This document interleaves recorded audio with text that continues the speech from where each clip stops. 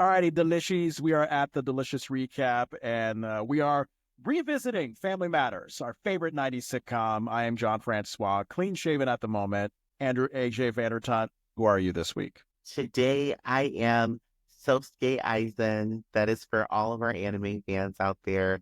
Daddy is back, bitch. I saw him earlier tonight and got wet. I am so excited. I am so excited. And if you watch anime, because some of our listeners do, one of them sent me something on TikTok who exposed me to the fact that Aizen is back. I cannot wait to touch my puss. Oh, okay. No idea who that is. Can you tell me exactly why this character makes you wet, what the show's about? So Bleach is an anime, and that's the anime he's in. He is one of the best villains of all time. I love all the bad guys. I hate good guys in shows. And just the merciless way he would snap your neck, but then say, "Hey, it's a beautiful day." Sold. Sold. Uh, He makes aggressive violence seem like the most romantic thing. he really does, because he doesn't care about you. And he'll tell you he doesn't care about you. He Yeah, just wants to rule the world. And something about that is just very charming in a man. I love that. Well, you know what, dear listener and viewer, hopefully you contributing to our Patreon makes you wet. If not, then get the sprinkler going. Uh, Bloosh. yes, thank you. Season 2 episode recaps and interviews, you can get them earlier than the general public. Patreon.com/delicious recap for just $5 a month. You can get that going. So please, please, please, we would love to have you subscribe. We are talking today about season 2, episode 14, Ice Station Winslow. First episode of 1991, aired on January 4th, exactly 11 years before my little brother was born. Stephen Langford, who we are trying to get on this podcast. I mean, he is not great with responding to emails, but we love him still. I'm sure he means well. So Steve Langford, we hope to get you on the podcast soon. He wrote this episode. Rich Carell, once again, coming back to the director's chair. Now, guest stars. This is interesting because do you recall seeing any guest star in this episode? No. But yet IMDb, Andrew, says that Michael Chambers plays Michael Shrimp Chambers. So I wonder if we're being hacked, if this is like a prank that somebody put on IMDb. Now, this could also be a cut scene. Could be, because I don't remember any special guests at all. I just feel like doesn't it sound like some weird parody, like someone named Michael Chambers playing Michael Shrimp Chambers? Yeah, that seems very, very, very trolly. I feel like this is something somebody added. Yeah, it's crazy, but whatever. From the final product, we see no guest stars, so we'll technically say there's nobody. Our synopsis that we see on Hulu, which is not too bad, Carl's decision to take his reluctant son ice fishing almost ends in tragedy when the ice on the frozen lake gives way. We are going to have a rating system throughout. If you hear appetizer, main course, dessert, junk food, that's basically, it describes how we feel about each portion of the episode. You get the point. I don't know if we have to explain it again. Yes, you get it. And you get it because you're a naughty girl. Let's get into our cold open. We are in the kitchen. Should I even bother asking if you love this cold open? Because it involves Harriet and Rachel dressing up Richie in a penguin costume for this winter pageant. I actually hate this cold open. Why? I hate it with an ungodly passion, and I hate it because it wasn't longer. Oh, all right. So that's a nice twist. You loved it. You loved it so much. Tell me what you love about it. Richie getting fit for this cute little penguin costume. We've got Rachel and Harriet fawning over Richie. We're putting on his little beak, and then we get Judy coming in. This is my appetizer. It was so good. I was so happy to see Judy and Richie and Harriet and Rachel in a scene all together, just having this little innocent but realistic family moment. Okay. Now, I had a question about the penguin suit itself. I mean, we only saw part of the penguin costume. I didn't know that at the time. I thought it was the entire penguin costume. It looked like Richie was a pregnant penguin. Like he was literally a penguin carrying a child. I was like, why do I just see a penguin beer belly on Richie? And also I was questioning the winter pageant. I don't know too many winter or just pageants in general that involve children dressing up as penguins. I mean, usually when I listen to pageant in my ear, it's like, oh, like a Miss America or a teen high schooler pageant kind of thing. Are there common little children pageants? Oh yeah, John Ramsey. That was a terrible example. Think toddlers and tiaras. There's boy pageant competitions, or even maybe like his little school was just throwing like a little pageant, and that's what they call their play production. Okay, all right. Now, there's a moment where Richie says he's chosen as the penguin because he has the best waddle, and Harriet says that he gets that from his mother. Maybe, maybe I'm overthinking this, but I was like, okay, this is either a joke that did not register with me, or Rachel had an odd penguin waddle when she was a child that she eventually overcame. She's probably fat. Oh, that joke. I didn't know that. Now is that a common thing? Or are people telling penguin waddle jokes as fact jokes up in these streets nowadays? It's been a thing for me throughout my life, and I've seen the jokes and heard them. I mean, sometimes when you're fat, you waddle. I get up and waddle sometimes. It's a lot of work to put one foot in front of the other. Right. Oh, wow. Okay. Well, that's good to know. As you mentioned, our dear Judy Winslow comes in. You know what? This is a good episode for her. This is probably the most good that she's looked at an episode in a while. She comes in from the back porch door. She's excited that she has an A in spelling, which I was like, wow, bravo, Judy, because quite an improvement. What was it, like 2 episodes ago that she had a D in English, and now all of a sudden she's acing spelling? She can spell, but she can't put those words together. Okay, so she can spell Heimlich, but she doesn't know how to use it in a sentence. Exactly. She is like Heimlich and walks out the room. Yeah. Heimlich noodles? Heimlich vacuum? Maybe? Heimlich noodles sound very good. I'm not going to lie. All right. Well, find it in your local store. I think it'll be a nice thing. Now, interesting choice that they decided to start off the Judy being jealous of Richie's little youngest baby shine here, because we see Judy being sad that Harriet and Rachel are ignoring her excitement in favor of, like, cute little Richie in his penguin costume. Now, I like that it is like symbolic of the fact that, like, in real life, like, what have we been saying so far? Like, oh, little Richie, he's the new cute person. Judy's been replaced. There's no room for Judy in this show much already, even as we're only in like season 2. But I also question why they would put Judy's sadness so early in the show, because usually the cold open is like upbeat 100% from beginning to end. But you see that Judy sad moment and you're like, at least for me, I don't know how you felt. For me, it was just like, oh God, now we're in a downer and we haven't even gotten to the opening credits yet. That feels odd. It felt different to me, and I was very excited about it. This cold opening, that shift from always happy, happy, jolly, jolly, joy, joy to like, oh, this is like ending at a sad note for Judy. And you notice there's no clapping from the audience or anything when it ends. It's just Judy leaving, and then Rachel and Harriet like, where did Judy go? And it's this weird foreshadowing, and it was so different to have this emotion at the end of a cold open that I literally stopped the show and went and watched the Dark Side of Comedy episode, because the still of Judy at the very end, before she leaves the scene, is an image they use in the documentary. And I was like, okay, I'm going to have to link these two together because this is starting to get really good. Wow. All right. Yeah, I would definitely love to see that. It was really weird because if I remember, that cold open ended. So yes, as you mentioned, we did have Judy, like, running away upstairs in disappointment that she's being ignored. But then Rachel and Harriet, after a moment of like, oh, where's Judy? Like, they just go right back to like, oh, Richie's adorable. Richie's adorable. And then it ends with Richie being like, oh, I got to go to the bathroom. I got to take off my costume. So I just didn't know how to feel. It was like, oh, we have this sad moment in a cold open where we usually don't have it. And then we're trying to like push it aside temporarily to end in the usual upbeat cold open endingness. I don't know. I was just questioning if we were going to get back to this sad moment later on. I just felt like this might have been a throwaway that was random. I mean, I can see how it can feel random.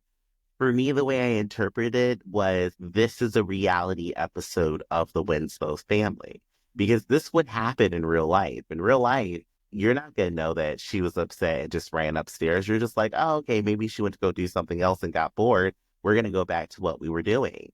And it's something that could happen to anybody and their kids. Right. Okay. Anything else you got for this cold open? That is it. We go into the kitchen once again for scene 1. And I believe in this scene, we kind of get into Carl and Eddie and what Carl wants out of Eddie, which is more quality time.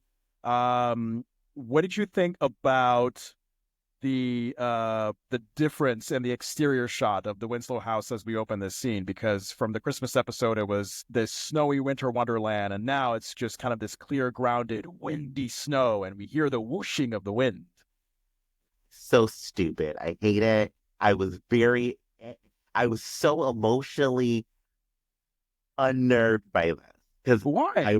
I remember the Christmas episode. I'm like, it's a winter wonderland out of there. And nobody walked in that damn house with a drop of snow on them. But now we have this little glitter snow that looks more like rain and sleet. And Carl and Eddie come in with snow on their jackets. Yeah. I can't stand it. I was like, what?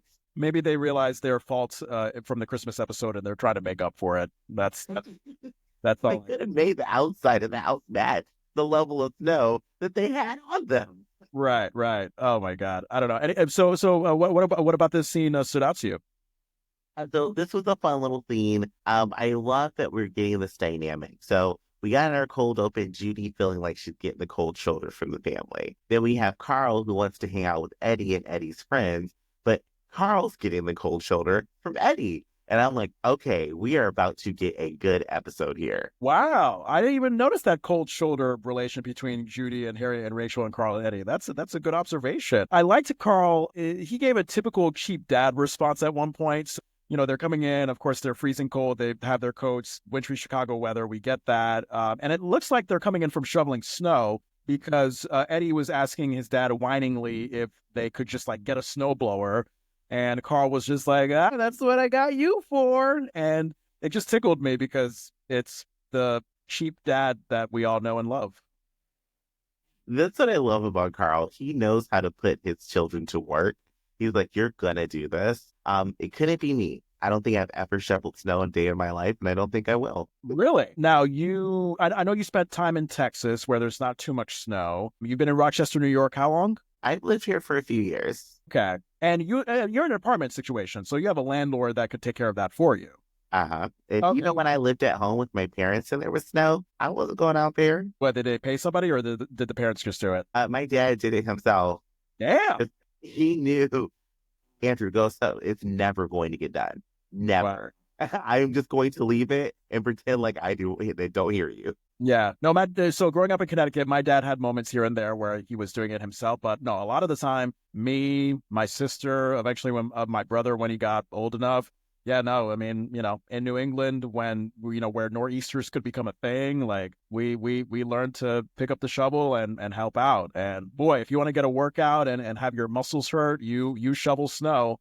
And ever since I became independent and moved out on my own, I mean, I started out in apartment situations, much like you, where a landlord would take care of that. So I didn't have to worry about shoveling anymore. And then even when I started living in a house like I am right now, currently with my wife here in Vermont, where there can be a lot of snow, Tony kind of put the foot down and was just like,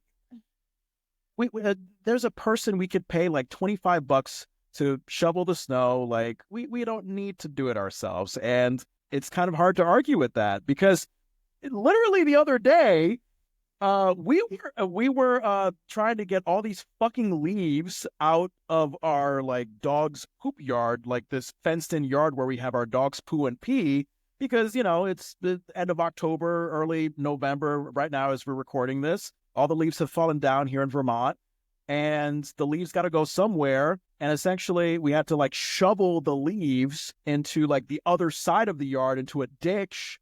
And leaves are much lighter than snow, but even just shoveling the leaves, I was like, God fucking damn it, this is a lot of work. How the fuck did I think that I was going to be okay with shoveling snow if I can't do leaves after 5 minutes?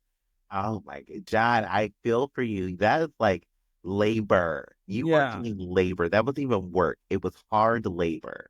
Yeah. And you know what we did? So we shoveled the leaves into the other side, but then they still got to go into a ditch, which is a few feet away. And literally, I said to Tony, fuck it, we're going to go to Lowe's and get a leaf blower. We're not doing any more of this. And that's what we did. So we're going to leaf blow everything into a ditch and just make it easier for us. Yay, John, don't put your mouth over the leaf blower, okay? Why would I do that? I'm just, some people need that. So just, don't do it. Wait, what? Put my mouth over the leaf blower like for like a blowjob sensation? Like what?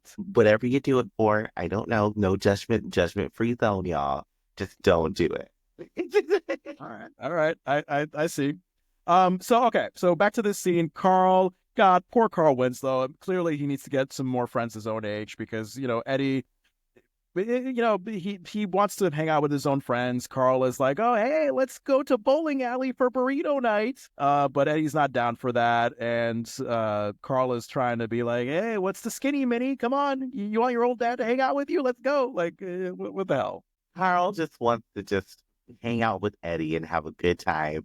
Eddie is like me, where I'm just like, yeah, I already have plans, but thank you.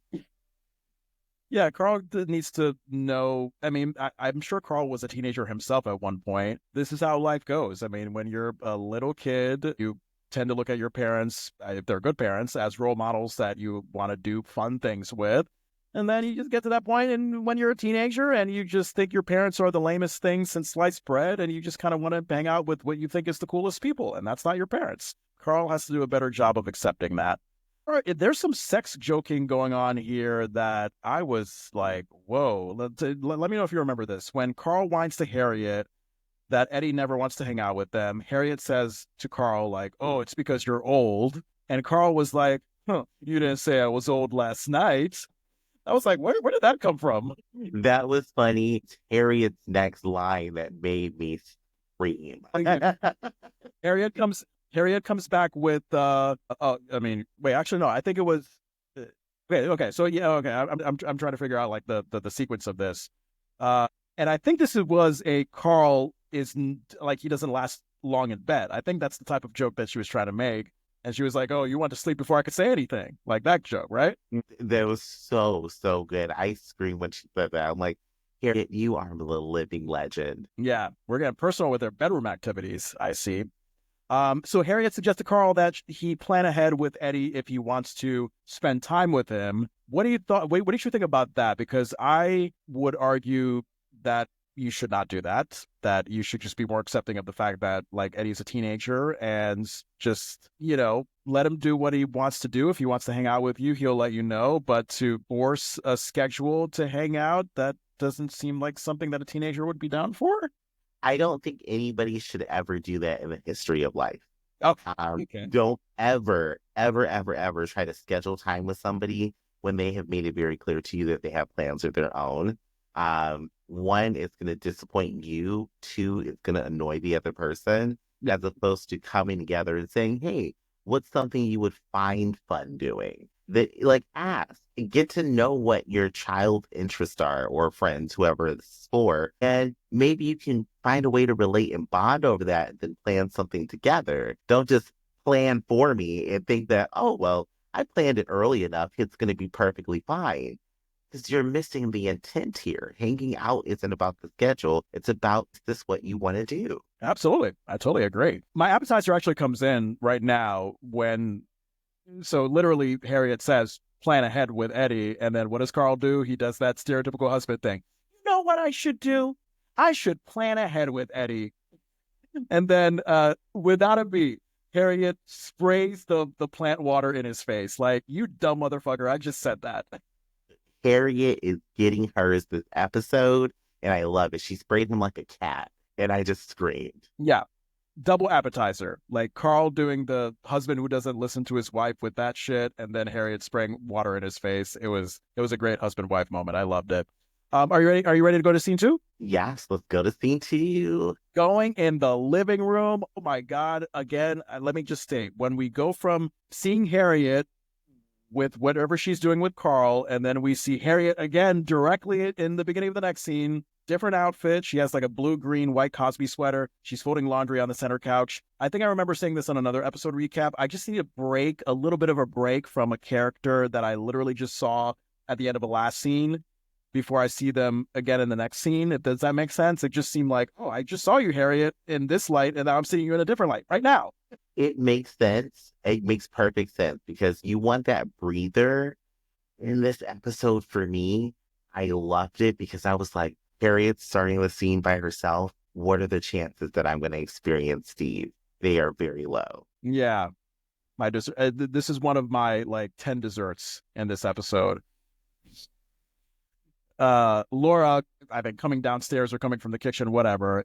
Coming from the kitchen. She comes from the kitchen. Oh, okay. Yeah, you remember because you love this moment too, I guess. I thought at first she was wearing one of Harriet's bras. I mean, it looked like she had the most unnatural, largest titties ever. Laura is happily posing like she's the greatest woman alive. She's trying to get her mom to notice. But no, it turns out that it wasn't her mom's bra. She took 4 pairs of Eddie's socks and stuffed them under her shirt. She stuffed them into the bra. No, into the bra. Okay. So she had a bra and she puts Eddie's socks in it. But why her brother's socks? Doesn't Laura have socks? I just found it weird that it was Eddie's socks. Eddie's walking around with size 15 feet. You want some big socks. John, you never made yourself a pair of big boobs? No. Is that something that you did? Yes, all the time. Okay. To this day. Okay. So she just made herself a fake pair. But this was the funniest moment of the series so far for me. Yeah. This is literally number one joke in my book. Nobody has done or said anything funnier for me up until this point. When I tell you I was open mouth laughing on my couch and started crying and had to restart the scene just so I could watch it all. Laura struts in here with these fake tits and is just so happy about herself. Yeah. I mean, she's really ready to grow up. I mean, she's ready to get those 38D titties. Between this and the Carl and Harriet sex joke that we got earlier, I was like, God damn, we're getting a very adulty, spicy episode so far. It's good. Yeah. And then you remember when Rachel walked into the scene and she had to do a double take to Laura, like, wait, what? Is that my niece's titties? And then she like whispered to Laura, like, Kleenex, did you use Kleenex? And at first I was like, wait, that seems like a very light cloth that wouldn't hold up well. But what do you think? I mean, maybe it would because it's stuff within a bra. Kleenex makes some good titties. Like, you want them to be soft and, pliable. So you get like 40 of them and bunch them up and put them in your bra. It'll work. So here's my problem. I thought that this was all done without a bra. This is how much I don't know about what the young female goes through when she's trying to get titties. I thought, oh, Laura is bare-chested and she's just trying to stuff like bean bags or Kleenexes, just everything without the assistance of a bra. So when Rachel said Kleenex, I was just like, what? No, the Kleenex would just slip through your shirt. But it would make sense, Laura being in middle school, she probably would stuff those under a bra at this point. Yeah, I mean, I know girls who have used bubble wrap, balloons, all kinds of stuff. It's just whatever you want to do to just give yourself a little girth. Or like if you're a male model, you wrap a sock around your dick and put it in your underwear. Like it makes your dick look bigger, something like that. Yeah. Never did that either, actually. Never did that either. I just I just wore my small, medium dick proudly. my smedium dick. I know too much information. I apologize. So Judy, we're getting it. Thank God we're addressing the B story. Like she was ignored because of Richie, but now we're addressing it because I think it was Rachel. Oh, Rachel was revealing Judy's jealousy by saying that Judy ripped the beak off of little Richie's penguin costume. I was like, oh my God, that sounds like a horror movie thing to do. Damn, Judy, let's talk. Judy knows how to get them. I'm going to hit you where it hurts. And Judy, a kindred spirits right here. Hey, the costume is what he loves, so I'm going after it. But you love little Richie so much. So I wonder if part of you was just like, no, don't do that to my Richie.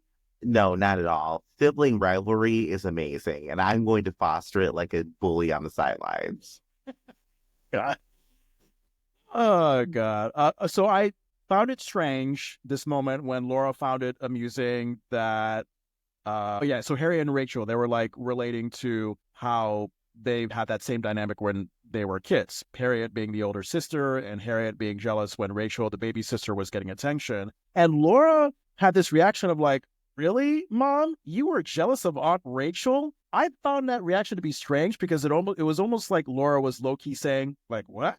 Rachel? You were jealous of this dumbass? Really? Like, I don't know if you got that vibe at all. I didn't get that vibe. I got more of the vibe like, Mom, I've never seen you show other emotions than happy and love. So you were really jealous about somebody? Interesting. No, I've seen other emotions from Harriet besides happy and love. Come on now. We've seen sassy, we've seen angry, we've seen wise ass, we've seen all the emotions.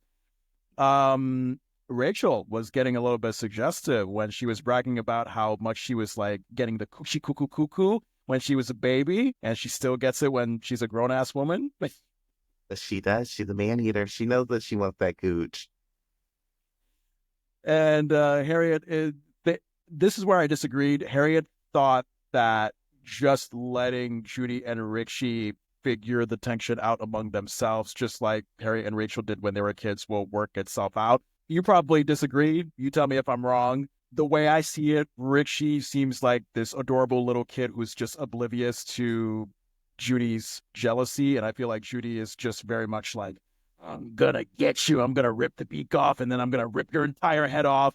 And I feel like if we just let Judy figure it out, maybe there's going to be more enabling of that to a point where child services might be called. I don't know. I don't know. I just come from the school of, if your child is jealous of the younger kid to the point where they might cause some concerning damage, you might want to sit down with them and just chit chat. Tell them like, hey, nothing to be jealous of. This is your sibling. Like, be friendly. Like, find a way to work things out. What do you think? I'm letting nature take its course. I knew Like, that. you need to adapt to the situation. It's going to either be adaptation or you don't adapt and survive. Okay. And I don't see these children running around with knives after each other. Like, this isn't the Addams family. Like, let them figure it out. I feel like when parents intervene and they're like, we have to sit down and have this conversation right now. Now you've just made it very uncomfortable and very weird for these children who are working through emotions that they're going to have to work through at some point in their life. And you're not going to be there to just talk them through it. So something like this, have at it. You guys are going to argue, you're going to bicker, but at some point you are going to come to a common ground. But if Judy was running after him with a pair of scissors, then we've got to talk about this because that's dangerous. Okay. All right. So you would let it, you would let shit figure itself out until Judy brought out a weapon. Yeah. Like once it gets to the point where like, oh, I tried to smother him in his sleep. Okay, we need to do more than just talk here. We're not even going to go to church. We're going straight to jail. Like you're going to go to jail and we're just going to have a conversation behind bars. All right. All right. All right. Hey, I mean, look, I just come from a place of like, children come into this world and they will they can get passionate emotions like anger, and they may not know what to do with it. And I always like to look at a parent as like, from my experience, here's a guide on how you can work through that. So, I don't know, maybe I'm underestimating Judy's intelligence. We'll see as we go on. You never know. Kids think everything their parents say is stupid. Like, so I wouldn't, as a parent, be like, go up to you like, oh, I'm going to give you a life lesson right now because you're going to look at me like, no, you're stupid. Until you hear it from somebody else and you're like, oh, I'm stupid. Okay. Now, Urkel comes in. Wow. We hear some very passionate girl fans cheering in the audience. They're clapping for him. It looks like he's got some groupies there. Urkel had a fan club. He had a fan club this episode. Yeah. I got another dessert coming in. I mean, Steve is obviously very blown away by Laura's big titties. Laura, I was drawn by the fact that Laura was still the same happy poser she was around Harriet. She was like, oh, Steve, look at my titties. Just had that same smile. And remember what Urkel exclaimed? She was like, Laura, bazooms. He pronounced it incorrectly. It's bosoms, but remember, he said bazooms. And then he fainted for the umpteenth time. Okay, so I missed all of that. Wait, where were you when this happened? This was a key moment. I was enthralled with Laura. I did not pay attention to anything that Steve said. All I have in my notes is Steve comes in and sees Laura boobs and face. That was like, oh my God, how could you miss the bazooms? That was such a funny moment. Oh my God, I was laughing so much. That was a dessert for me. And also Jaleel, I feel like he's gonna get himself a headache with all this fainting that he's doing. Cause like I feel like it takes a lot of energy to like simulate fainting and then fall to the ground. He's done it like 5 or 6 times so far. He is so good at it. He's so good at it. Like, his faint in this scene did make me laugh. It just is so believable. Yeah. Anything else for this scene? That is it. Scene 3, we are picking up where we left off, but except we're in the kitchen. Steve is just fanning himself with his winter hat as he's recovering from the Laura titty faint. And then Eddie comes in from the back porch door. He's wondering why Steve fainted from Laura. And I mean, as if Steve needs a reason. But Steve, nonetheless, he gives a great line. He's like, well, good Lord, man. She's an overnight success story. Why, she is woman, hear me roar.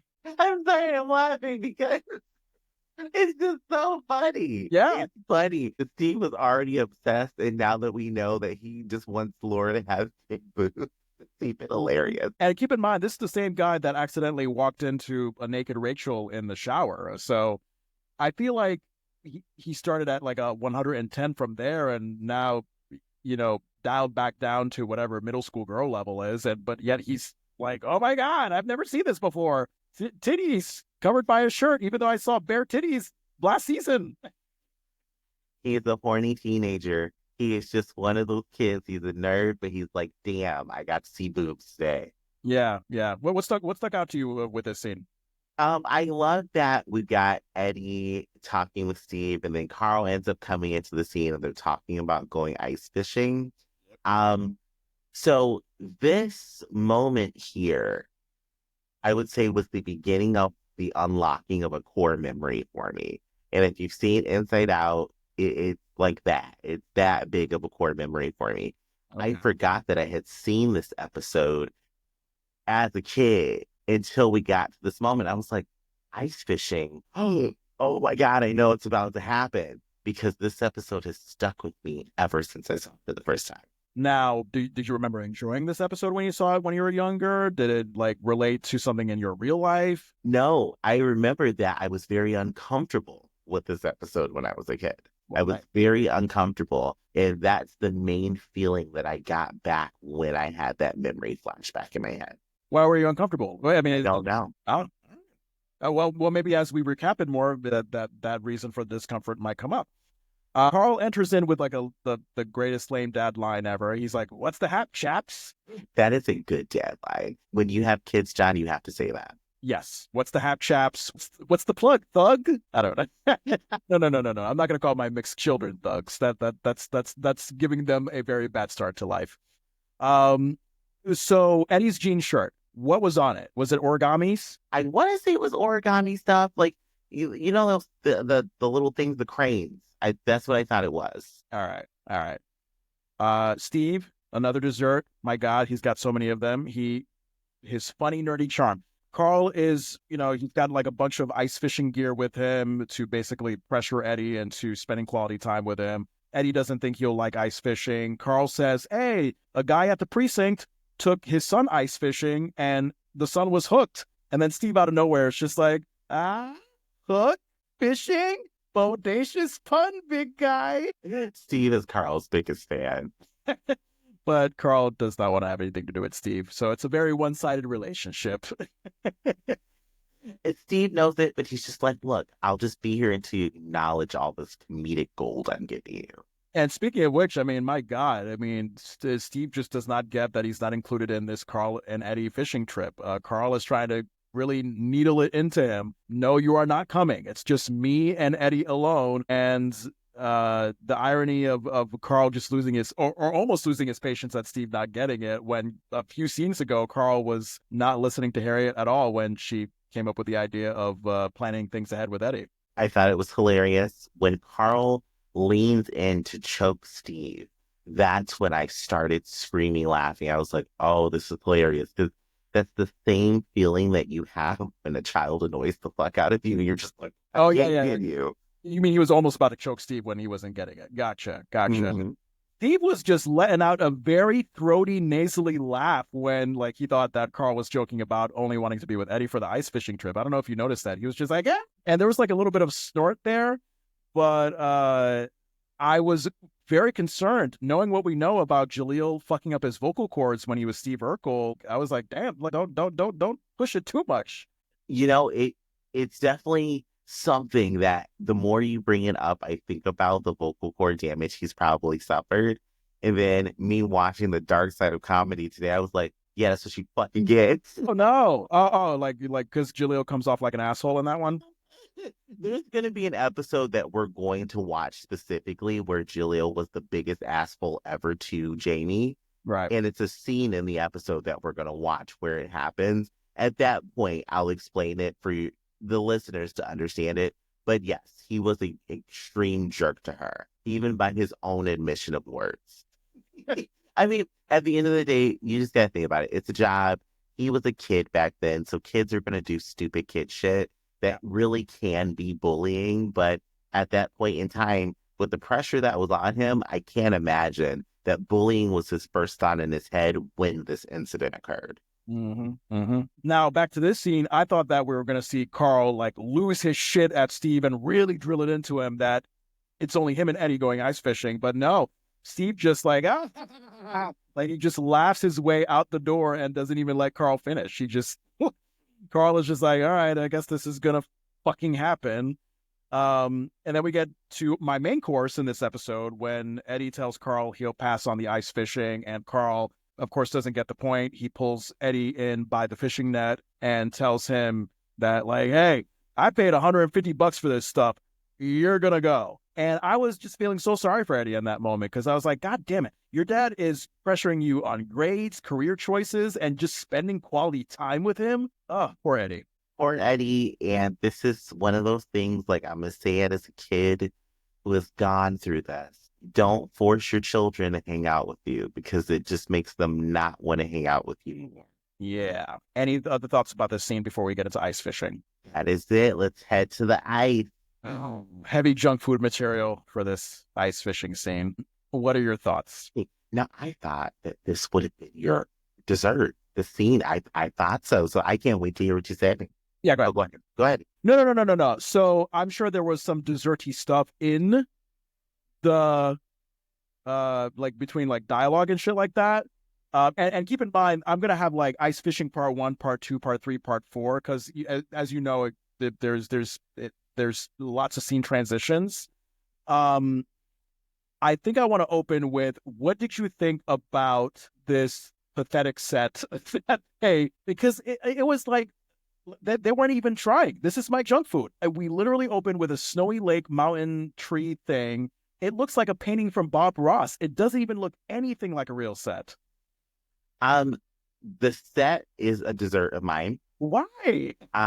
Because I think it's beautiful, and the look of it sparks my core memory. So for me, I remember seeing this as a kid where I was like, shit, I remember the set. I remember how it looked because I was completely unnerved that everything was covered in snow. And that's one of my biggest fears of being on a lake covered in snow. You can't tell where the ice is. So like, I loved it. Now, the thing as an adult rewatching it, I'm like, where the fuck did y'all go? In Chicago for it to look like this? Because I don't know any place in Chicago that looks like this.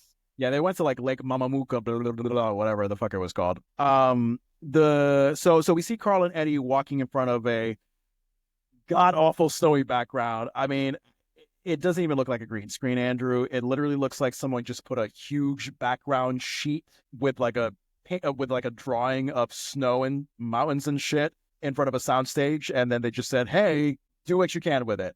This set would have made sense in a Broadway theater, but on a television show, it looks very, very fake.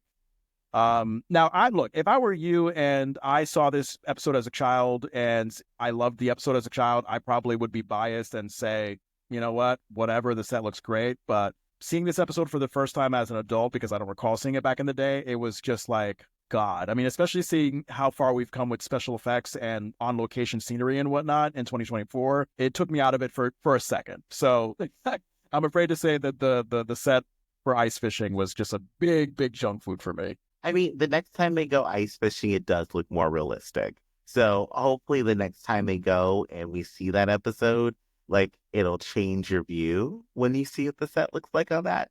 They do ice fishing again in a separate episode? They do, a couple of seasons down the line.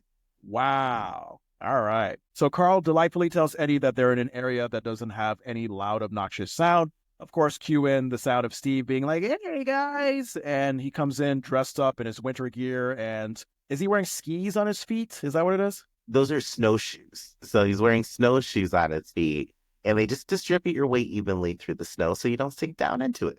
Got it. Now, this is where I track the end of the scene because literally the end of the scene to me is where music plays and then fade out and blah, blah, blah. Did you have any thoughts about that short first part of the ice fish? These boots are so cute. Okay. Oh, I love his boots. Oh, yeah, yeah, yeah. You know what they had? They had like kind of like a very, this is probably going to sound as racist as the tribal thing that I said last week, but it had like a very like Indian tribe, like featherhead kind of quality to it. Like, I don't know how to describe it, but it just felt like it was part of like a Mohegan tribe. They were very Native American looking. I can see the base of a moccasin is what you're thinking of. I can see that. I can see the base of a moccasin just because they're so high. They give you, I think the correct term is Inuit look.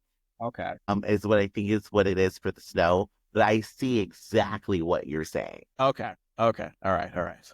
So we get into ice fishing part 2. I loved it. Carl asking Steve, "How did you get here?" Steve. Now, I have to admit, at the time, it took me a minute to realize that Steve's response of like, "Well, my mom said it was a stork, but then I saw the contract from the in vitro fertilization clinic." Took me a moment to realize, oh, Steve thought that Carl meant that, like, hey, how did you get here on this planet rather than how did you get to this lake to stalk me and Eddie? Also, some information that we find out about Herb and Diane. They apparently were trying to have a baby the old-fashioned way. They did not succeed. They go the IVF route, and they end up with a child that they hate and they treat horribly. Now, my question there is, did they have a problem conceiving, or did Herb not want to touch Diane, or did Diane not want to touch Herb? Oh, wow. Because they're a very eccentric family. And I'm thinking, like, did y'all fail at having a kid the old way? I don't want to say fail. It just didn't work. Or did you really just not willing to touch each other? Because it seems like this whole family doesn't like each other.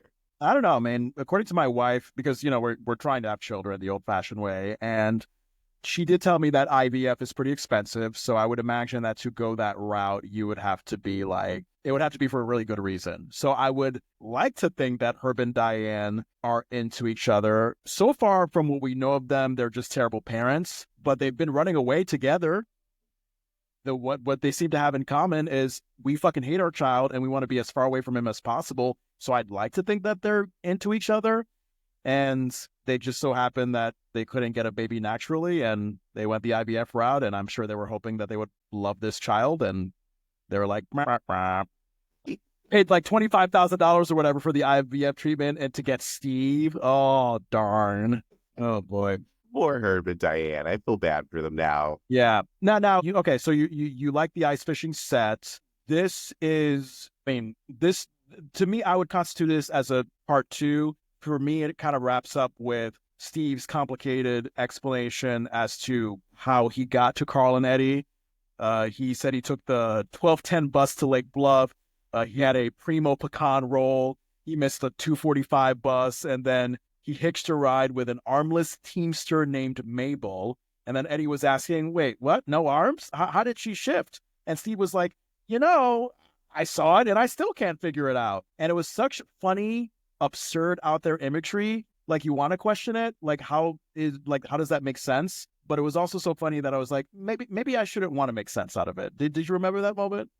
I didn't remember that moment. But now that you say it, I'm imagining a union worker with no arms trying to operate a forklift. And I'm like, what is happening?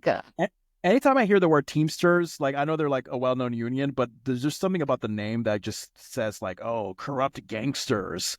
So just imagine like a corrupt, armless gangster who could still kill you with their, I don't know, with their nose, with their head. I mean, people without arms are still deadly. They can mess you up. Like, I guess you could drive a car with, was she driving a car? A bus, I think. Yeah, no, because Steve got there by bus. A bus? Oh, you know what? Okay, the steering wheel's big enough. I can see this happening. I don't know. I just imagine her just like, swiveling her head around the steering wheel, doing all these motions, almost breaking her neck trying to steer the wheel right. I don't know. All right,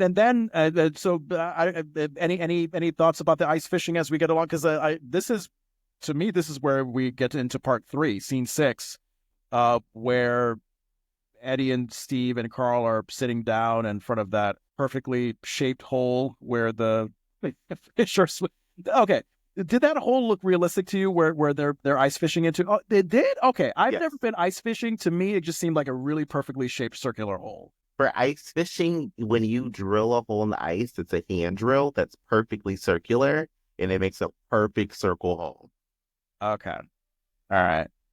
And Steve has this electric body heater that ends up electrocuting him as he turns the temperature up. I was literally looking at that and I was like, who the fuck sells that? Like, that is a walking lawsuit to sell that kind of thing that could electrocute somebody. As soon as he said my electric lawn johns, I screamed because I was like, this is going to end badly. And I knew it was going to. And as soon as he turned it on with that weird, crazy big thing that turned on the lawn johns, I was just like, oh, this is about to be funny. And it was. It was hilarious. Is that a thing in real life? Electric long johns? They do have electric pants and snow pants. I don't know about lawn johns, but they do have the electric snow pants and jackets, and they're pretty good.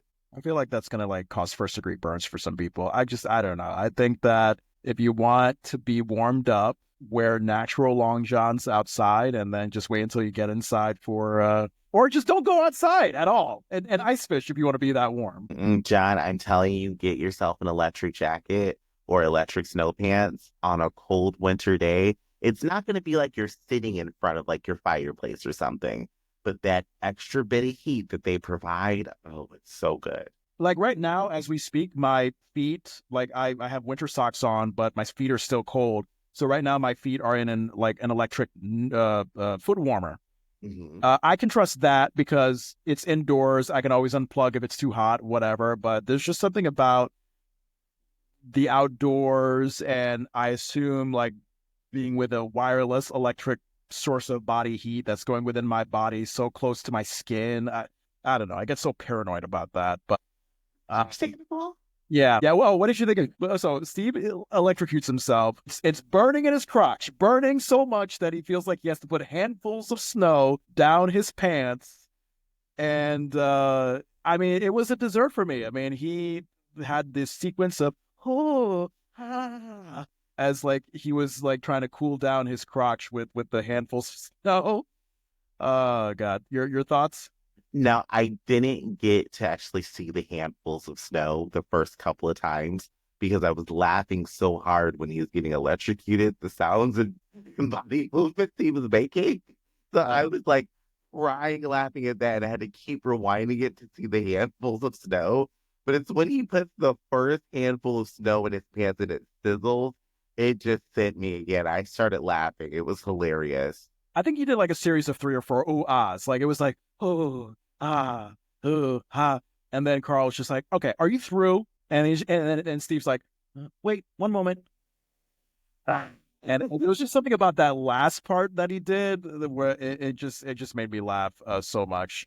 So Steve was asking Carl and Eddie if they were like what bait they're using. Carl says worms. Steve seems to take this opportunity to creepily say with his flickering eyebrows, "I'm using cheese."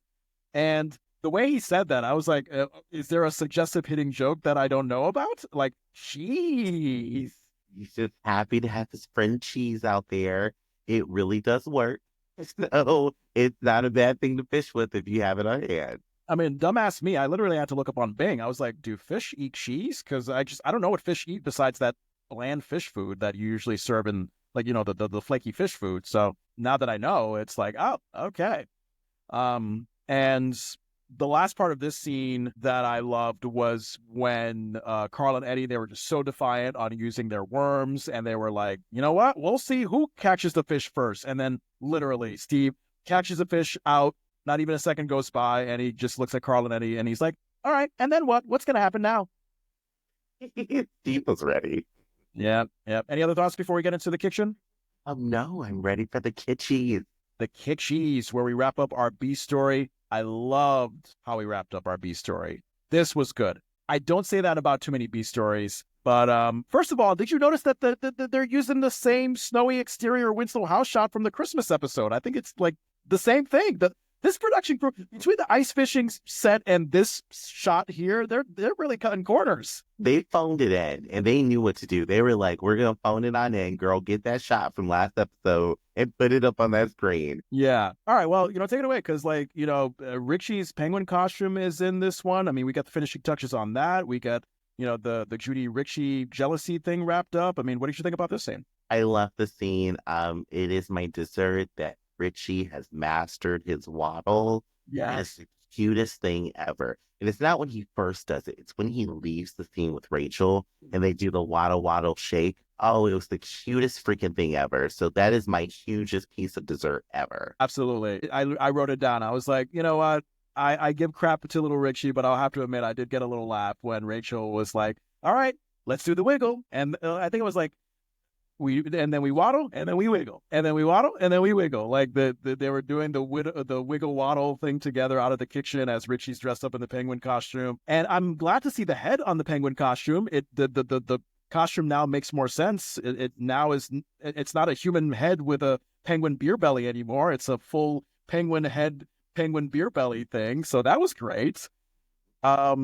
I had some fashion notes about Laura and Judy. Laura seemed to have like a lot of permed hair, like really poofed out permed hair.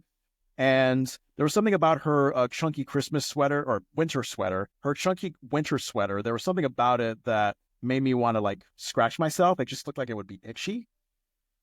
It did look like a very itchy sweater that she had on. I wrote in my notes here, is that mohair? Because it looks so uncomfortable. What do you think about Judy's jean jacket? I felt like it was something that you would have liked because it was like extra large. It was shoulder padded. There were zippers all over it. Like, did you like it? Judy Winslow is the fashion icon of this episode. Of course. That jacket is so freaking cute. It is like 70s, 80s jean jacket inspired for a kid. And I loved it. Now, the way they wrapped up Judy being jealous of Richie, were you like me? Did you think that Judy was eventually going to get the talk from the adults? Because the way this ended, where Laura was like, you know what, Judy, like, I get where you're coming from. Like, I was jealous of you being the youngest child with all the attention. And look at the positives. Like, you have more independence when you get older. And when you're the older sibling, the youngest seems to look up to you. I was just pleasantly surprised by how they wrapped this up. I thought it was a very sweet moment where Laura became this wonderful role model sister. Mm-hmm. If the adults had came and talked to Judy in the scene, my rating would be a 0. Okay. It would have ruined everything. I think this was done perfectly. Perfect way to do it. Have your sibling talk to you about what you're feeling, to have those moments where it's like, oh my God, we finally got a sister connection with Judy and Laura that didn't happen in a 30-second clip. It's actually a full scene by itself, and I loved it. And this is the most camera time Judy has had the entire series. So I'm like, I love this for them in this moment.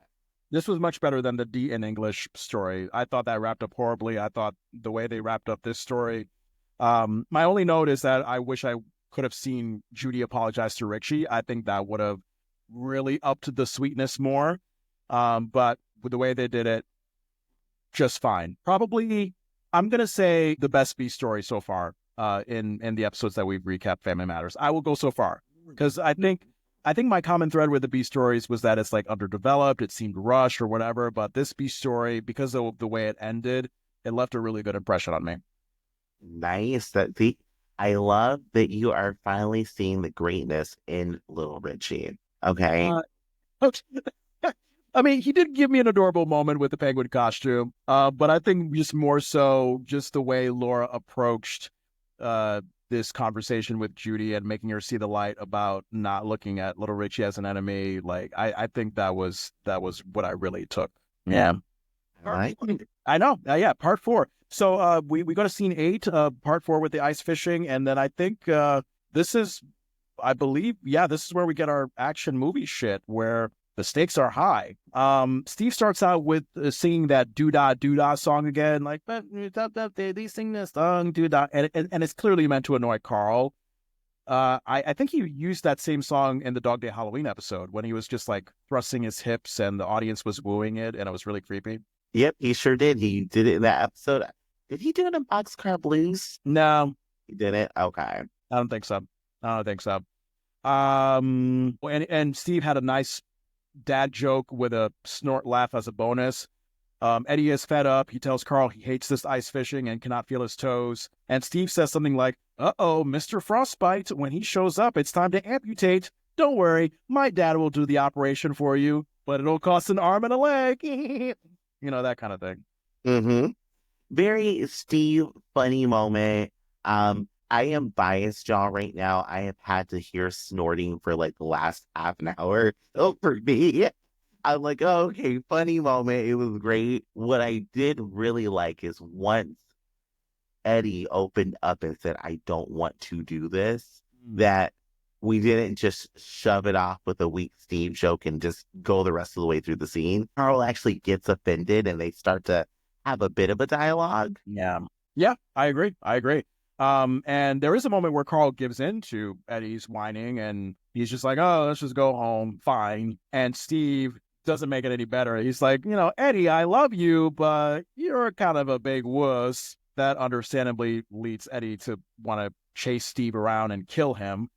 And then that leads to Carl, Eddie, and Steve being alarmed by what I thought was the sound of a door creaking, but apparently it's the sound of ice kind of cracking to indicate that, oh shit, like they may fall into this cold ass pond made of liquid water.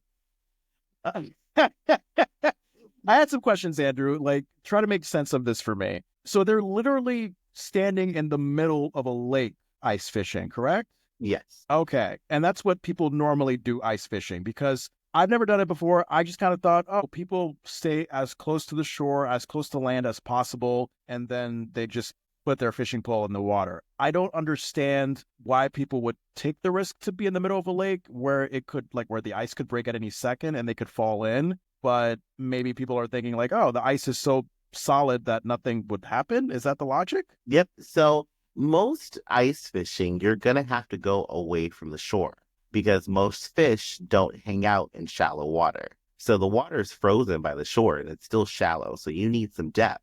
And once you put your actual lure into the water, it's not going to get pulled out unless there's some kind of stream. So if you're ice fishing by the shore, all you're doing is just dipping your hook in some mud because there's barely any water. So you've got to be out on the ice. And some ice fishing, you might go to the center of the lake. You might go to a deeper part of the lake. You can drive your snowmobile on top of a frozen lake. You're looking for the most solid ice that you can find to drill your hole into and then fish from there. Well, good to know. Is there a lot of ice fishing going on in Rochester, New York? I doubt it's anywhere here. I don't think we have any lake that freezes over enough for it, to be honest. Yeah. In this scene, though, Carl does say the ice can be weak. So, again, my mind going like, oh, if you kind of know that this ice could be weak, do you want to take that risk? Do you want that fish? I guess. Me, I don't care. I mean, I'm all about fishing in the summertime where no ice is involved. Yeah. So Steve does his nervous foot shuffling toward what looks like a lifeguard's elevated seat. Is that what they were trying to cling on to? It's a buoy. So it's one of those buoys that's just kind of floating out in water. If you've ever seen like public beaches or something, how they have it roped off as far as you can go, and there's like this floating thing in the water. Got it. So like in Jaws, that woman who is about to be eaten by a shark, she ends up being eaten by the shark, but she could have climbed on the buoy if the buoy was even there. Yeah, she could have. I mean, that was her fault. You should stay out of the shark's water. Everybody who died in Jaws deserved to die. Let's just be very clear about that. Because they were clueless white people? No, not that. It could have been anybody. Well, I mean, black people knew not to go in the water when they say there's a shark. Yeah, right. But you got in that water. You made that choice when they told you it was going to happen. Right. Okay. So now it makes sense. This is a buoy. This is something that makes sense to be in the middle of a small, it looks like a small lake. Did it look like a pretty small lake to you? Yeah, it looked like a tiny lake. So Yeah, a tiny lake that would fit on a soundstage. So Steve and Eddie, they make themselves shuffle toward this buoy, and the Carl doesn't make it. He is still in the middle of the lake, and he ends up breaking through the ice and falling into this liquid, cold lake. Was swimming for dear life. He's making it seem like this lake is like 10,000 feet deep, but it looks pretty shallow from what I saw. What did you think? Did he make it convincingly look like it was deep water? Very convincingly that it was deep water. I was like, this was very well acted for all three of them. One, from the shuffling to get off the ice. That's what you do when you're on ice breaking. You need to shuffle your feet or make yourself as flat as possible on the ground. And just from that up until Carl breaking through the ice, I was like, okay, this is pretty damn good. And then when he broke through the ice, I'm like, I'm actually a little panicked here. All right. So, question here. Eddie is pulling out the rope for Carl to pull on to get himself out of the pond. Could we argue that the rope should have been used earlier to try to get all three of them on there? Or is that something you only use in a situation as dire as this when someone's like drowning in the pond? I didn't know where the rope came from, but if the rope was attached to the buoy the entire time, it probably would have been better to throw it over to Carl right away and say, tie this around yourself before you start walking. Right. That would have probably been a good move, but I just don't remember where the rope came from. I think it was just part of their ice fishing gear. It just seemed like it was just a random thing that came out of a backpack. But now that you think about it, I mean, my God, before they even started ice fishing, if they tied the rope to the buoy just in case something would happen, then, you know, they could have easily been like, hey, like, here's that rope. Let's just pull on it. The buoy hopefully will be strong enough to keep the rope tied and we'll be safely back on land, I think. We'll be back on dry ice. There you go. There you go. As you can tell, I don't know what ice fishing is. So yes, we have this very intense action movie-like sequence. We hear the music. Carl is drowning. Eddie is in a panic and tells Steve to hold on to Carl and pull hard as Eddie himself pulls Steve by the legs to help him move Carl out of the pond. Carl is not the lightest man, so I felt like there may have been some suspension of disbelief that we had to use because, I mean, I don't know. What do you think? Do you think it made sense for Carl to be easily pulled out by Eddie pulling Steve's legs as Steve was holding on to Carl? Carl seems like a pretty big man to pull out. I mean, this is one of those things where you got to kind of chuck it up to human adrenaline. Oh. I mean, people have lifted cars off of people when they're fearful. So it could have just been adrenaline is just pushing everything. Okay. All right. All right. And, you know, of course, when Carl is pulled out of the lake, Eddie is just very emotionally thankful. His dad is alive. He's hugging him. The studio audience is applauding. Maybe because I don't see ice fishing as much, I don't see how it works, and all of a sudden this action thing came out of nowhere. I just wasn't buying this dramatic moment too much. But it seems like you got it, and maybe you were you really into the panic of it all. I was, and that's what stuck out to me as a kid. Just thinking about it, that is literally something that stuck out to me as a kid in this episode. So for me, it kind of just was like, wow, this is really damn good as an adult, and it's really damn good as a child. Yeah. Any other thoughts about this pivotal ice fishing moment? That was it for me on the scene. Yeah. We go into scene 9 in the living room. Believe it or not, I do have some junk food in this scene. First of all, the exterior Winslow house shot, it is snowy, no actual snowfall happening, but I did notice that the shot itself was blurry. Like, it looks like it was some ghetto-ass image that somebody didn't take very well. They maybe took it off like Google Images, and they just didn't like work on the high-res quality of it. It literally looks like somebody took a picture of a picture on a cell phone. Like, I was like, what is this shit? It looks so bad. Oh, God. What did you think about this ending scene? I thought it was a cute little heart-to-heart. Carl and Eddie, they just have their little moment where it's like, oh my God, I just want to love you so much.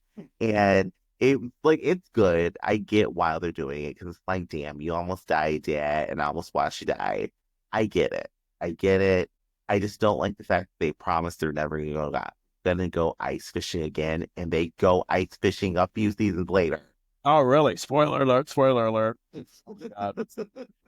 So we have Carl in a robe and he's shivering his ass off as Harriet soaks his feet in boiling water and gets him a blanket to put over his body. Yes, please. Anybody watching, if you rewatch that episode and you see that, if you are cold, do not ever do that. You will give yourself nerve damage. Uh, put your feet in boiling water. Any water on your body when you are super cold. If Uh, you are super cold like that, like hypothermia cold, do not do that. it's funny that you say that because I mean I wasn't even thinking about the boiling water. I just thought that like, oh, Carl is shivering so much and he just came from a really icy pond situation that I felt like he was going to get pneumonia in like 2 seconds. I mean, pneumonia, you'll be fine. Pneumonia is not that bad unless you're like a paired immune system or anything. Losing your nervous system function, that could be very bad. So just let yourself warm up naturally. Mm. Okay. Got it. Got it. You don't want to just like, immediately like, okay. So what you're saying is you coming from 2-degree weather, you're shivering like fuck, and you just say, all right, I'm just going to dip myself into like a 120-degree hot tub. That's bad. Terrible mistake. Don't do it. Got it. Got it. All right. So this is where my junk food comes in. Carl shivering as fuck. He's complaining about not being warm. And then Harriet's like, huh, well, how about this to keep you warm? And then she gives him a really good smoocheroonie. Carl comes out of it just magically like, whoa, it's hot in here. Open a window. Maybe, I don't know if did you find that funny, Charming? I thought it was the stupidest fucking thing ever, to be honest. Because it's like, really, guys, like that. It just seems like the lamest attempt at like, hey, here's a joke. Steamy kiss makes you warm after you've been outside and near a frozen lake for hours. I think it's super cute and corny. Like, I imagine that this is what you straight people do in your like spare time. Like, No, you just have like corny jokes and kiss each other. not this. No, no, no, no, no, no. You could kiss me and it could be fine, but I'm not gonna like automatically warm up after being near a frozen lake for hours. So no. If I'm coming from a frozen lake situation, I'm gonna do what I can to get warm the natural way. So Eddie brings Carl hot chocolate and says like, hey, like just the way you like it, Dad, with 19 marshmallows. That small cup cannot fit 19 marshmallows. Even like those tiny marshmallows, I'm not convinced that small cup could fit 19 of them. I mean, we don't know what Eddie did with these marshmallows. Maybe Carl likes them mushed up. Maybe like some in pieces. You never know. Okay, I automatically had this image of Eddie like mushing the marshmallows in his mouth and then just spitting them out into Carl's cup. And I'm like a bird. Is that what? Wait, what? That's what birds do to each other? They like feed each other by eating their food and then just spitting it out and having the other person eat it? Well, that's what a mama bird does for the baby birds. Wow. That sounds like one of those like truth or dare, like first kiss kind of games that teenagers would play. Like, oh, it's not a real kiss until we share saliva and food from mouth to mouth. I mean, I vomited in somebody's mouth before and it Ew. went well. So Oh my God. Like, why did that happen? What? he was a piece of shit. So don't feel bad for him, y'all. Oh, so I mean, he deserved it. But I was drunk and he kissed me and I right in his mouth. got it. Got it. This was sort of intentional, but also sort of like, yeah, you were drunk and it just didn't mean to have it happen. The throw up was not intentional. Yeah. Wasn't, and he does listen to the show. So just so you know, it was not intentional. I just don't fucking like you. Okay. All right. So we know you listen to the show. Hi, how are you? We love you. Yeah, secretly I love you. We are actually still friends to this day. So Eddie is asking his mom for a minute alone with Dad. And Eddie's high top fro there. It's looking a little curly. I just noticed that. Like it doesn't have like that like still comb thing to it. It looks curly, a little bit damp. He used a texturizer on his hair. It's kind of like a Jerry curl kit, but not as like Jerry curly. But Right. he definitely used a texturizer, and I think he fell in love with that hairstyle so much that now to this day, that's how he has his hair styled. Okay. All right. Now, how did you think about Eddie and the way he started this man-to-man talk with Carl? Because I thought he was just going to be like, oh, Dad, I'm so sorry for not wanting to go ice fishing. I feel so bad. I thought he was going to do it that way. But no, he's actually was just straight up like, Dad, why are you suddenly wanting this quality time with me? Are you having a midlife crisis? I actually got emotional in this scene, and it was definitely a good moment. Like, Eddie got to have some fun here, and just to see his range of emotion, I loved it. Mm. So Carl was saying that he was trying to make up for lost time because apparently when Eddie was younger, Carl was like always working, working, working. He didn't have enough quality time for his son. I didn't see that coming, but I could understand where Carl was coming from. And another piece of junk food comes in for me. I don't completely like the way Eddie and Carl handled this ending moment because he's telling his dad that he's willing to spend quality time with him anytime he wants because he almost lost him from nearly drowning in that lake. So to me, it sounds like, oh, okay, this is coming more from a place of guilt rather than like, I genuinely want to spend time with you wholeheartedly. Like if I was in Eddie's position, I would have balanced it out more. I would have been like, all right, dad, like I can see you want to spend quality time with me and I'd be open to that. I think that we could have a nice relationship. At the same time, like there are going to be moments where I may want to hang out with my friends, my girlfriend. Like this is just what life is like as a teenager. And at the same time, I felt like Carl could have acknowledged that he was forcing his son to spend time with him. And that is not exactly the way to go. But instead, Carl was just kind of accepting Eddie's guilt of it all, and then they emotionally hug, and then that was it. So I don't know. It didn't feel quite complete to me. I'm very happy that sorry was not used in this Really? in here by anybody. I feel like sorry would have cheapened the moment. And I say that because sorry isn't going to make up for you almost dying. Right. And when you have an experience where you almost die and people are around you and seeing this, it affects everybody differently. So to be Right. sorrowful about this, sorry isn't the emotion that I would want or need in that scenario. And I wouldn't want anybody else to feel like, oh my God, I'm so sorry. For the fuck what? You almost died. Don't be sorry about this. Let's just move on and get our life to where we want it to be. Now I can see Eddie saying, oh, hey, you know what, Dad, I'm definitely going to hang out with you. You almost died today. So he's seen something that maybe he wasn't ready for and you'll never be ready for. But he's just like, okay, instead of me being averted to you hanging out with me, I'm going to invest as much time as I can in you. Carl, on the other hand, could have still been like, hey, son, what the fuck do you like to do fun? Like, I yet to see any interest from Carl in his son. He just Yeah. wants his son to be interested in him. And Yeah. that's where I have the problem. Yeah. Carl can be better at, being interested in what Eddie likes to do. Like if Eddie wants to go to a concert, then all right, Carl, like tit for tat. I think, Eddie maybe do something that Carl's into. Carl's maybe doing something that Eddie's into.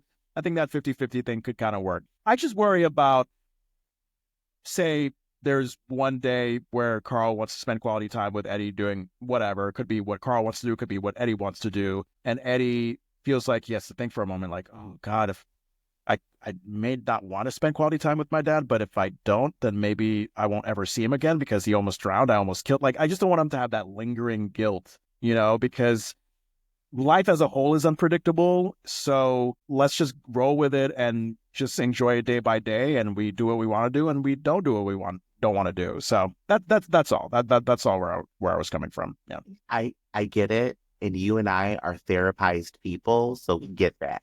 They are not. Not in 1990. Not in 19. The therapy was not for Black people back then. Nope, not at all. But anything else? No, that is it for this episode. Cool. All right, that's it for us. What's your delicious star rating? So this episode for me is going to get 3 stars. Wow. I don't know if I've ever given out a 3-star rating, have I? I think you may have. I don't remember, but I think last week you gave the Christmas episode like a 0. Yeah, because it was trash. It was bad.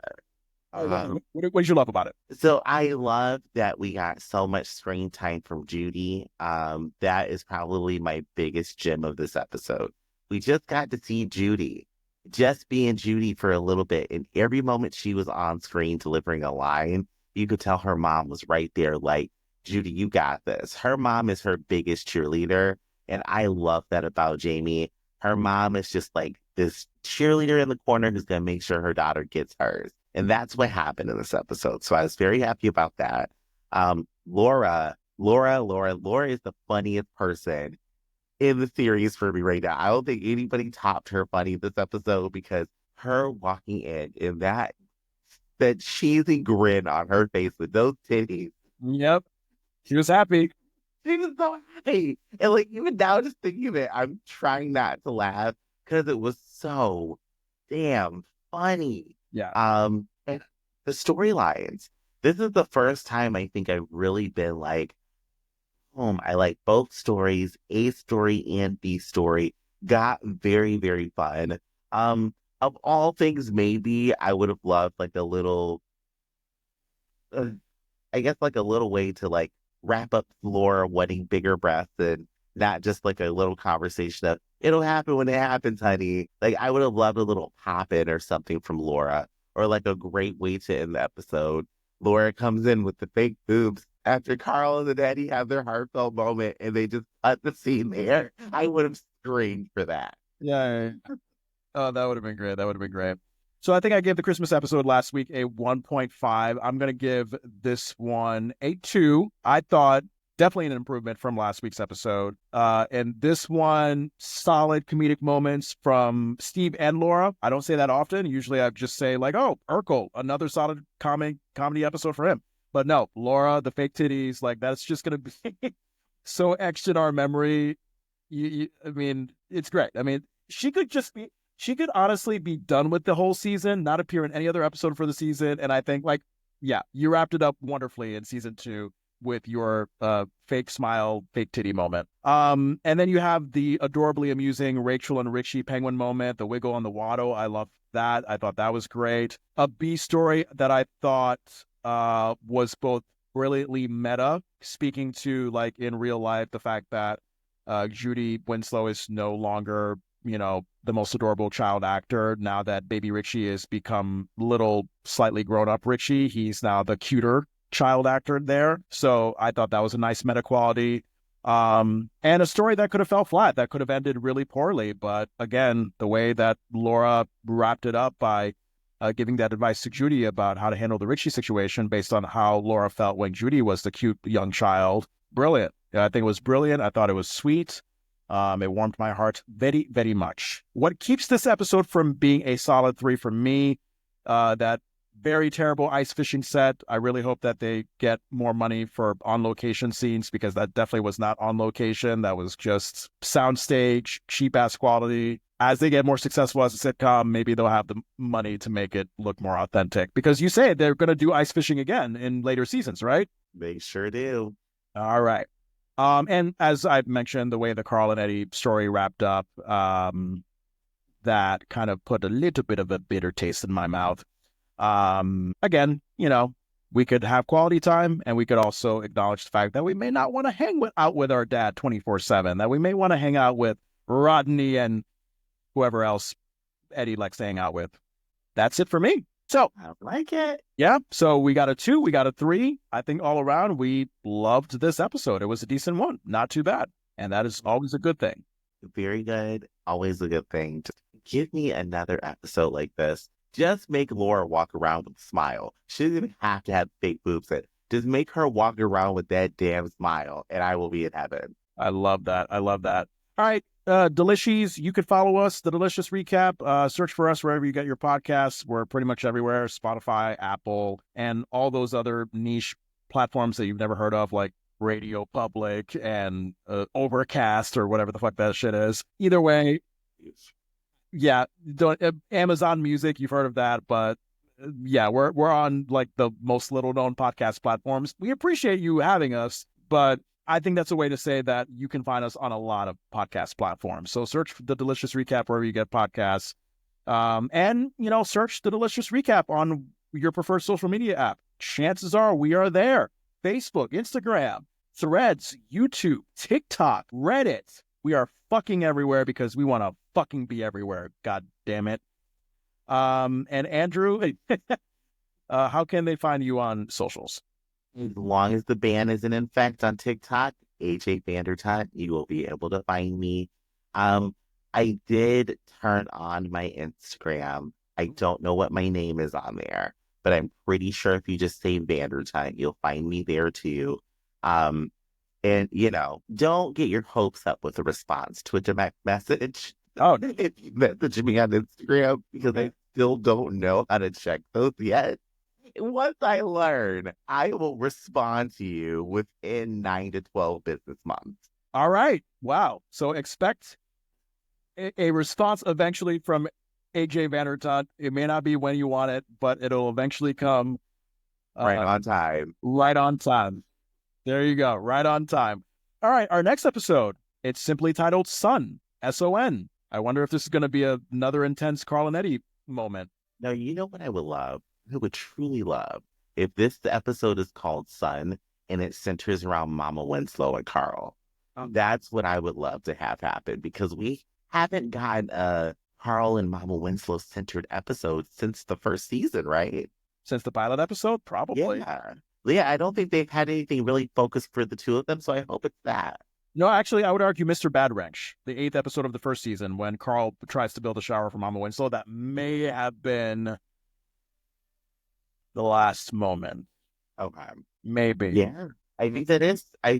No other place is really centered around the two of them. Yeah. Speaking of which, no Mama Winslow in this episode that we just recapped. Oh my God, she wasn't in this episode. I know. And the crazy thing about it is that I don't know where she could have fitted. I didn't miss her, but yet whenever I see her, I love seeing her. Yeah. I don't know where she would have fit, but I'm with you. I mean, she's been ice fishing before. She's gone on a fishing trip. Mama Winslow, where were you, girl? We needed you. But it's okay. I didn't really miss her either, because I think it just really gave a chance for Judy to have her moment. There you go. There you go. There's so much people in the cast. So sometimes for a supporting cast member to have their shine, one other supporting cast member needs to not be in the episode. But yeah, our next recap, season 2, episode 15. It is called Son, S-O-N. Original air date, January 11th, 1991. Drew, will you do the honors and wrap us up? Falling through ice and fear, deliciousness reigns. I summed this up with a haiku. Tell me whose podcast is doing that.